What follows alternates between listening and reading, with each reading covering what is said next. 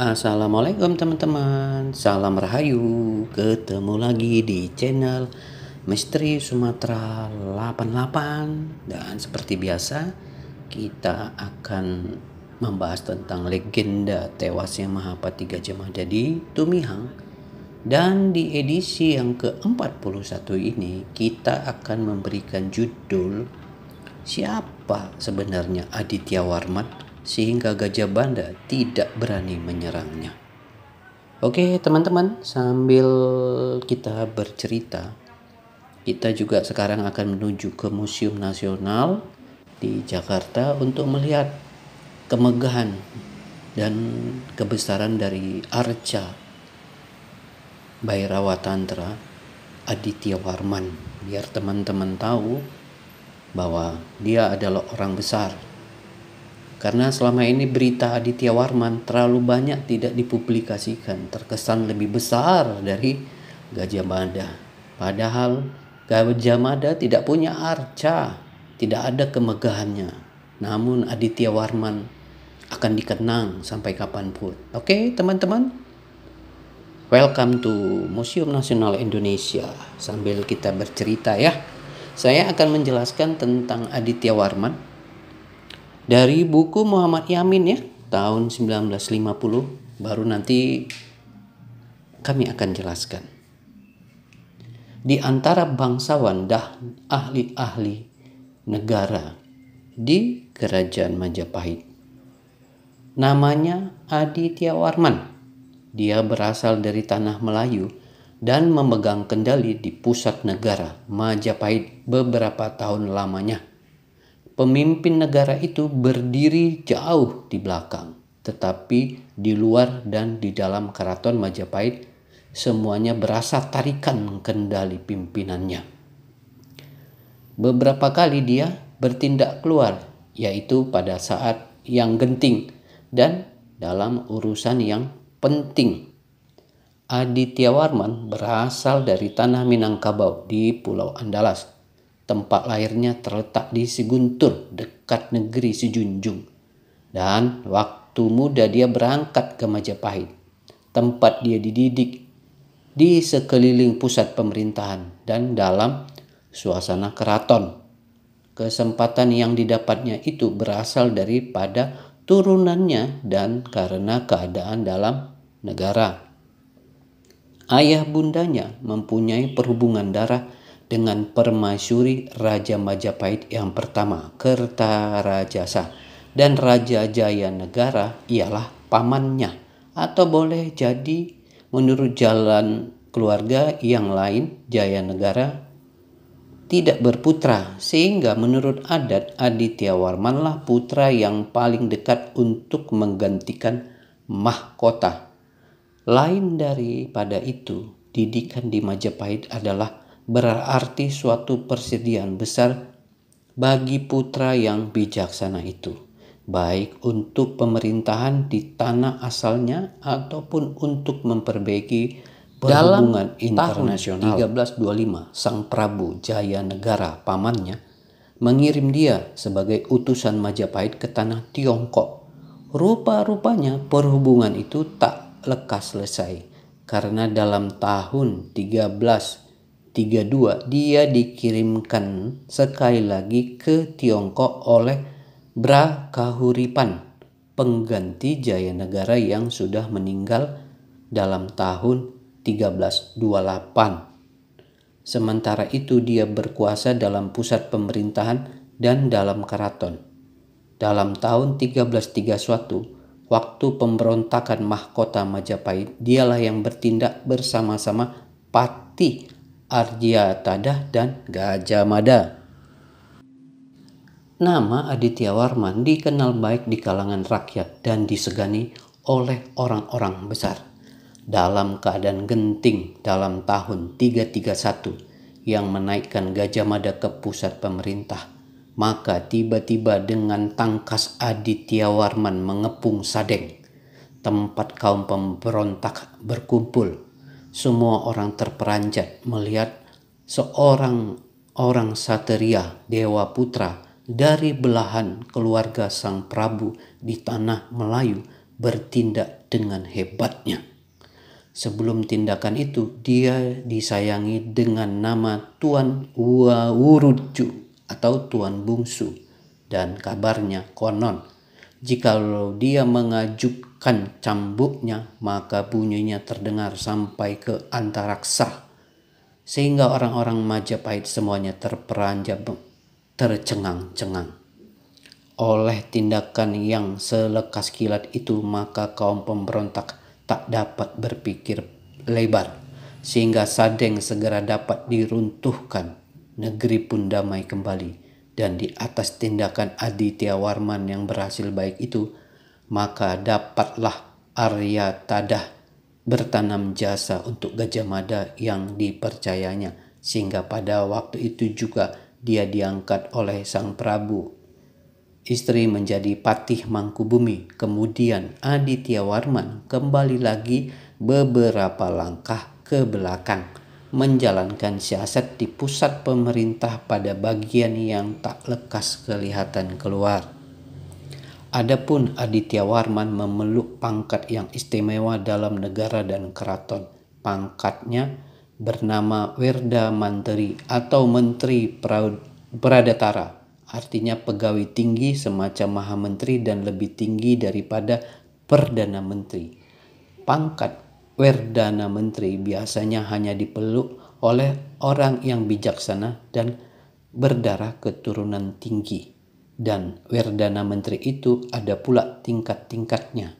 Dan pada tahun 1343 Aditya Warman bergelar Arya Wangsadiraja. Dan beberapa tahun sesudah itu dia naik pangkat lagi dan bertukar gelar menjadi Sang Dewa Raja.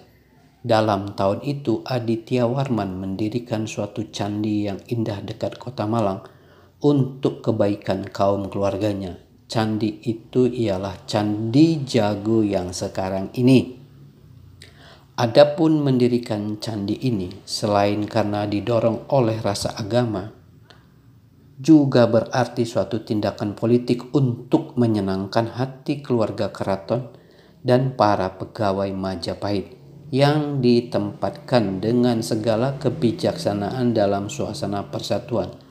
Sementara itu, Hayam Wuruk yang dilahirkan dalam tahun 1334 lama-lama telah menjadi seorang pemuda teruna, sehingga bagi Aditya Warman tidak ada kesempatan lagi untuk memenuhi harapan akan menjunjung mahkota Majapahit sebagai ahli waris yang terdekat. Beberapa waktu sesudah tahun 1343, maka Aditya Warman meninggalkan Majapahit dan pulang kembali ke Minangkabau dengan memindahkan pusat kerajaan dari Damasraya Sijunjung ke kaki Gunung Merapi di tepi Batang Bengkawas. Aditya Warman naik nobat menjadi Datuk Sri Maharaja Diraja yang bersahabat dengan Majapahit dan mengembangkan sayapnya ke seluruh Andalas dan ke semenanjung Melayu di seberang Selat Malaka.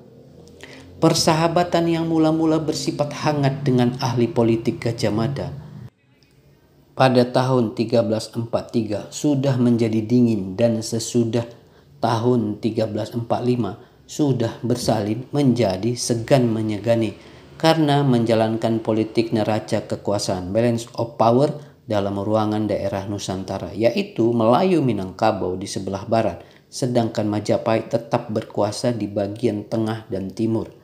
Bagaimana kemajuan kerajaan Melayu Minangkabau sesudah Gajah Mada meninggal tahun 1364 tak dapat dibentangkan lebih lanjut dalam buku penerangan ini, karena keadaan ini mengenai tindak tanduk orang besar Aditya Warman yang segan hidup dengan Gajah Mada seperti dua ekor ulang dalam lubang yang satu.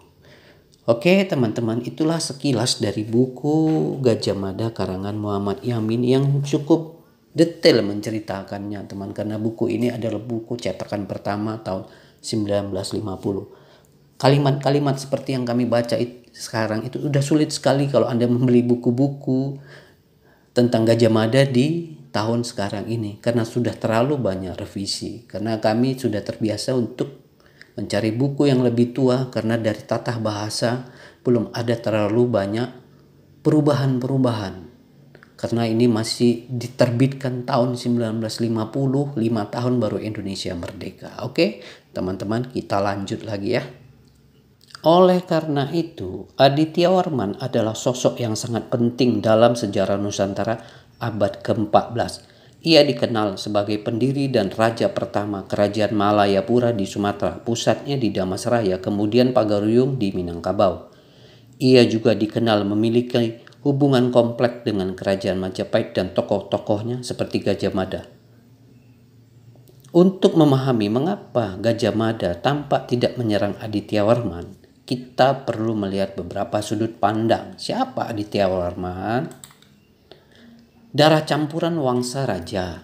Ia adalah anak dari Dara Jingga, putri Melayu dari Damastraya, dengan seorang bangsawan dari Jawa, mungkin dari Singasari atau Majapahit.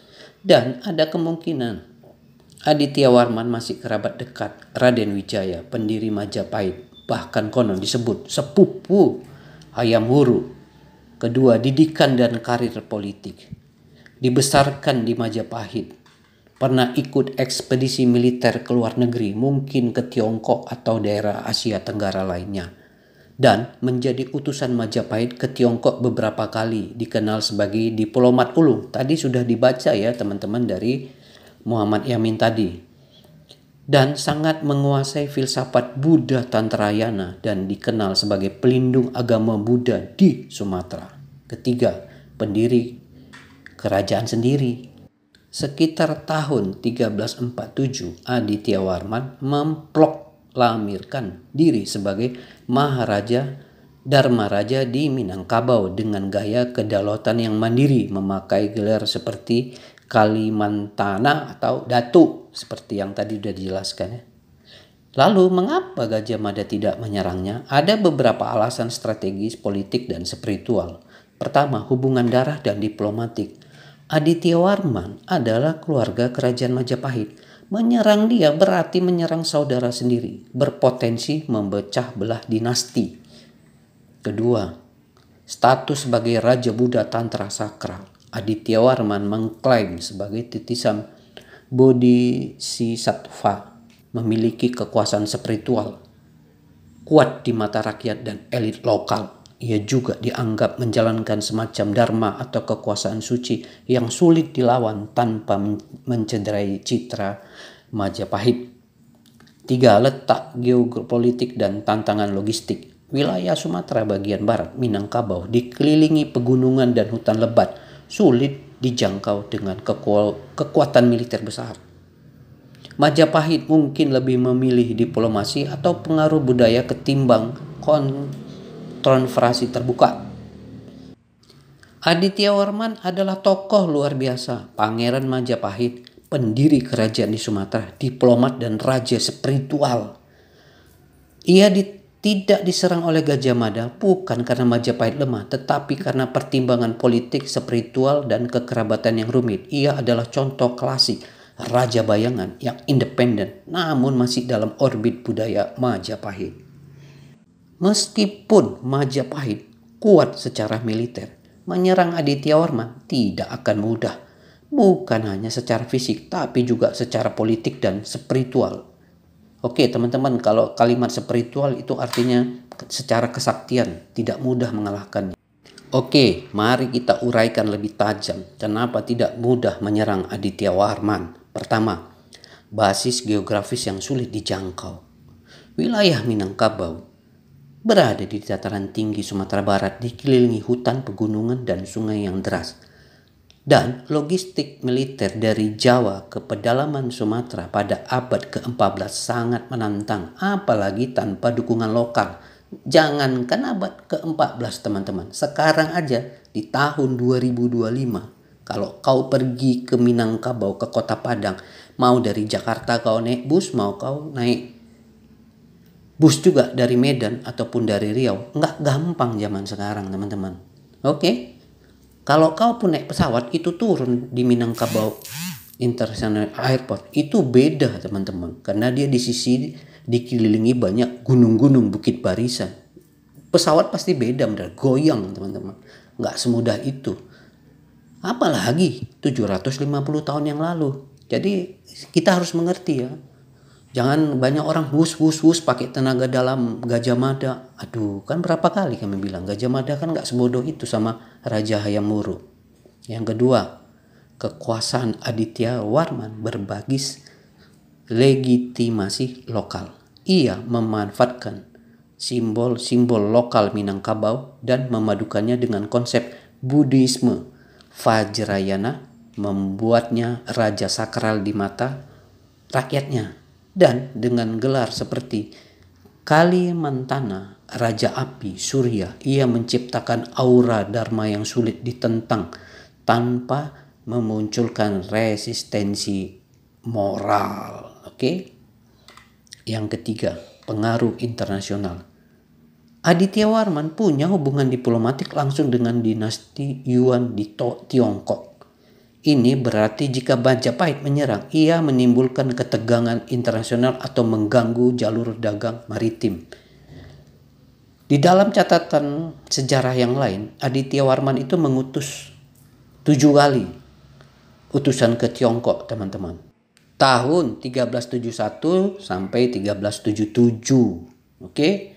Di sini perlu juga kami jelaskan. Katanya ada yang bilang bahwa dia 1 kali ngirim ke Tiongkok langsung digempur. Nggak ada sejarahnya Hayam Wuruk mengirim pasukan ke Minangkabau karena mengirim utusan ke Tiongkok. Kan sudah dibilang di sini. Jika itu dilakukan, menimbulkan ketegangan internasional atau mengganggu jalur dagang maritim. Jadi Majapahit menyerang Kerajaan Pagaruyung sesudah Aditya Warman meninggal. Oke, kita lanjut. Inti kesimpulan, menyerang Aditya Warman bukan sekedar berperang. Itu berarti melawan kerabat, menghadapi alam yang keras, berisiko kehilangan dukungan rakyat lokal, dan bisa mencederai wajah Dharma Majapahit sendiri. Karena Aditya Warman adalah satu dari sedikit tokoh Nusantara yang bisa berdiri sejajar dengan Gajah Mada, bukan dengan perlawanan frontal, tapi dengan kekuatan spiritual, diplomasi, dan akar lokal yang sangat kuat. Itulah Aditya Warman, teman-teman. Aditya Warman kemungkinan besar memiliki hubungan darah langsung dengan keluarga kerajaan Majapahit. Bahkan pamannya sendiri adalah Raja Majapahit. Ini kami ulang supaya mengerti ya teman-teman. Hubungan darah Aditya Warman dan Raja Majapahit. Pertama, ibunya adalah Darak Jingga. Darak Jingga adalah putri dari Kerajaan Damaseraya di Sumatera. Ia dibawa ke Jawa pada masa ekspedisi Pamalayu akhir abad ke-13 oleh pasukan Singhasari. Awalnya Darak Jingga akan dinikahkan dengan Kertanegara Raja Singhasari, tapi karena Singhasari runtuh, ia akhirnya menikah dengan bangsawan Jawa, kemungkinan seorang kerabat istana. Yang kedua, Raden Wijaya, Raja Majapahit pertama. Raden Wijaya, pendiri Majapahit, adalah penerus Kertanegara dari tokoh sentral setelah keruntuhan Singhasari. Dan jika ayah Aditya Warman adalah kerabat dekat Raden Wijaya, maka Aditya Warman adalah keponakan atau sepupu dari Raja Majapahit pertama. Itu sudah dijelaskan yang tadi ya teman, cuman di sini diperjelas aja. Ini membuat Aditya Warman masih darah biru Majapahit, bukan orang luar. Paman Aditya Warman sebagai Raja Majapahit. Jika kita asumsikan bahwa Raden Wijaya atau anaknya Jaya Negara adalah paman Aditya Warman, maka secara resmi ia adalah bagian dari Wangsa Raja, Raja Sawangsa. Bahkan Hayam Wuruk menjadi raja, Aditya Warman sudah menjabat sebagai utusan resmi Majapahit ke Tiongkok. Tanda bahwa ia dipercayai oleh keluarga kerajaan. Menyerang Aditya Warman sama saja dengan menyerang keluarga sendiri yang punya klaim darah sah terhadap tahta. Ini dapat memicu perang saudara atau merusak kohesi internal Majapahit. Karena itu, posisi Aditya Warman sangat istimewa. Ia bukan pemberontak, tapi raja merdeka yang sah, berdiri atas restu tradisi dan darah kerajaan. Kami perjelas lagi teman-teman ya, silsilah keluarga Aditya Warman dan Sri Jaya Negara. Pertama, Sri Jaya Negara, putra Raden Wijaya, pendiri Majapahit dengan Diah Dara Petak, seorang putri dari kerajaan Dharmasraya, Sumatera. Jadi Jaya Negara adalah setengah Jawa, setengah Melayu. Kedua, Dara Jingga dan Dara Petak. Dara Petak dan Dara Jingga adalah kakak beradik, putri dari Raja Dharmasraya.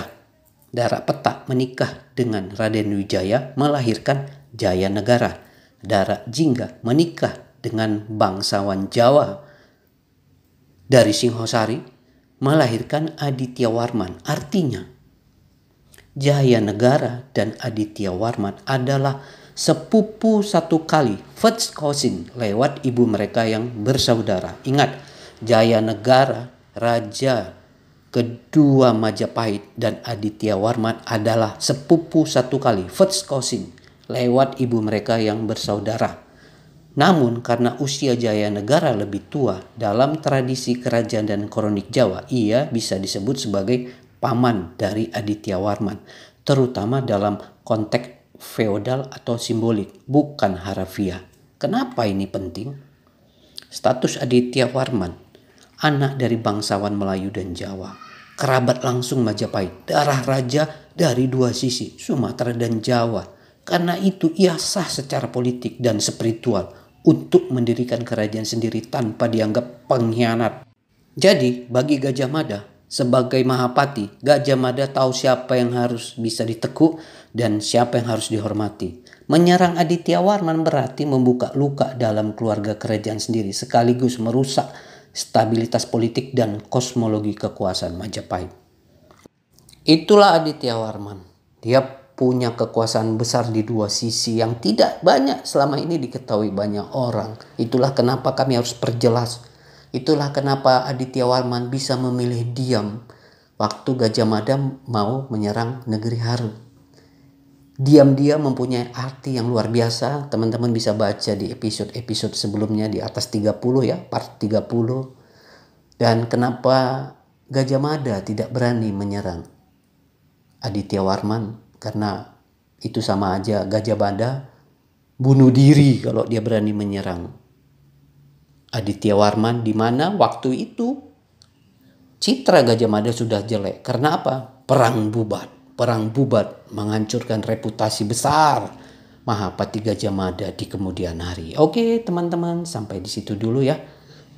Jangan lupa like, comment, dan subscribe. Kita akan ketemu lagi di episode berikutnya, dan semuanya ini masih berhubungan dan terkait dengan legenda tewasnya Mahapati Gajah Mada di Tumihang. Terima kasih.